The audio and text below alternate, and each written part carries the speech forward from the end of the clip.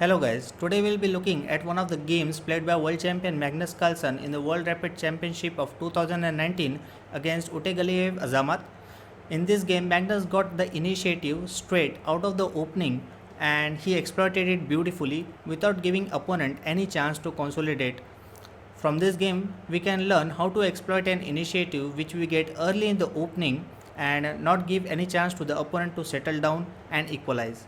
Before checking out this game, I would like to mention that I have written a complete article with analysis and comments on my blog, so make sure to check that out as well. So let's start the game.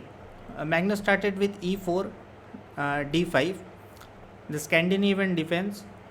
In fact, Magnus had been trying this defense out lately in most of his rapid and blitz games, online as well as offline.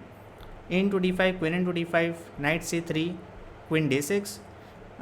This is the main move of Carlsen when he plays the Scandinavian himself with the black pieces. So Carlsen with the white pieces goes for the main line d4, c6, knight f3, knight f6, knight to e5. So white intends to transfer his knight immediately on the queen side with knight c4, where it can hit the black queen, gain tempo on the black queen, and also arrange his pieces in a active position. Black goes knight bd7, immediately challenging the knight on e5. Otherwise, the knight on e5 can become very dangerous. Knight c4, queen c7, a4. An important move, gaining space on the queen side, and if possible, white would also love to advance even one square forward with a5. So kind of playing against black's queen side and also covering a very important square b6, where in fact black would like to play knight b6 and challenge the mighty knight on c4. So white intends to play a5 next. So seeing this, black played a5, which I feel was a slight inaccuracy. Black would have just focused on completing development with something like e6 and bishop e7. Developing faster would have helped him to bring pieces quickly in the game. Well, in the game, black played the logical move a5, preventing white from gaining space on the queen side, and now white played a very nice move which helped him develop the pieces actively and also with tempo. Here, white played queen f3. So the idea is quite clear. He wants to develop the bishop on c1 to f4 with tempo, attacking the black queen on c7. Also, the queen is quite actively placed on f3. Black played knight f6. White goes for bishop f4, queen d8, and bishop e5. So this is another beautiful move by Carlsen. If we see, black would of course like to develop his f8 bishop with e6 and bishop e7, or maybe g6 and bishop g7. So developing the f8 bishop is a priority for black now. So seeing this, Magnus, even though he has some sort of an initiative already, plays a nice prophylactic move, at the same time improving the position of his bishop to the beautiful centralized square e5. So bishop e5 is kind of playing against both e6 and g6, because let's say if black plays g6, he has to deal with ideas like knight b6, queen b6, bishop f6. Here black plays knight bd5, putting his own knight on the central square d5, and then planning to play g6 or e6. So the knight also supports the knight on his knight on f6. White immediately exchanges it, knight into d5. Black plays knight into d5. If black recaptures with the queen, then this would be a mistake, as white has knight b6, forking both the queen and the rook on a8. Black has to take queen into f3, g into f3, and now black's rook has only one square, that is rook a7. And now white has the winning move, bishop b8, trapping the poor rook on a7 and winning material. So queen into d5 was not possible. Black cannot capture the knight back with the queen. So black takes knight into d5, and now c3, a reinforcing move, reinforcing the center. This pawn chain is beautiful. Knight f6 back. So again he has to cover the g7 square somehow in order to develop the bishop on f8. So black retreats the knight to f6, blocking the bishop's diagonal, covering g7, and then he can plan to play g6 or e6. White develops his bishop actively with bishop d3, bishop e6, castle, bishop into c4. So this is some sort of a strange exchange. Black spends two moves, bishop e6 and bishop into c4, just to exchange the knight.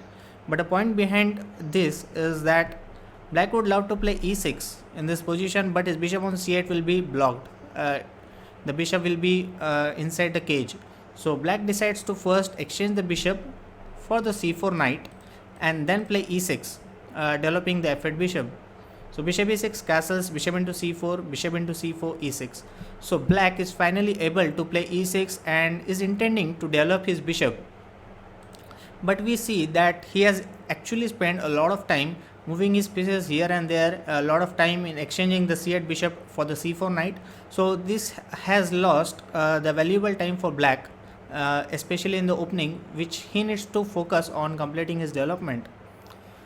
So it is very clear that first of all white has the bishop pair and he also has the time on his side. He has the initiative, so he has to do something with that time and try to prevent black from developing comfortably.